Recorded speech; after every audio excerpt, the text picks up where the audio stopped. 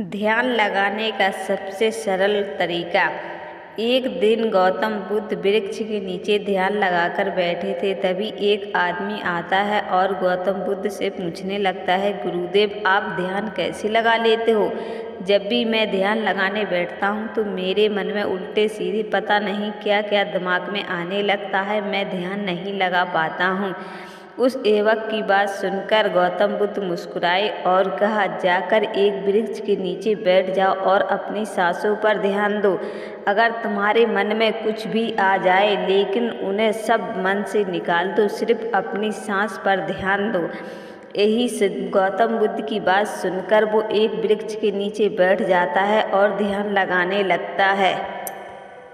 जैसे ही वो ध्यान लगाता है उसके मन में अजीब अजीब से ख्याल आने लगता है, लेकिन उसे गौतम बुद्ध की बात याद थी कि तुम्हारे मन में कुछ भी आ जाए लेकिन अपनी बात पर अड़े रहना।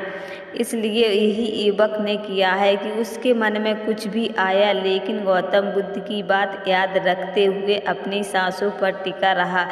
फिर उसके अचानक थोड़ी देर बाद मन शांत हुआ, इसलिए फिर गौतम बुद्ध के पास आया और कहा गौतम बुद्ध से, गुरुजी मैंने आपकी बात मानकर एकदम एक वृक्ष के नीचे बैठकर एक सरल तरीके से ध्यान लगाया और कुछ देर बाद मुझे अजीब अजीब से ख्याल आए, लेकिन फिर मैंने आपकी बात याद करी तो मुझे कुछ देर बाद कुछ भी याद नहीं आया, क्योंकि मैं अपनी सांसों पर अड़ा रहा। जो आपने मुझसे कहा था उसी बात पर मैं टिका रहा, इसलिए मुझे अब कुछ भी समझ में नहीं आता है, यानी अब कुछ उल्टे सीधे मेरे मन में ख्याल नहीं आते।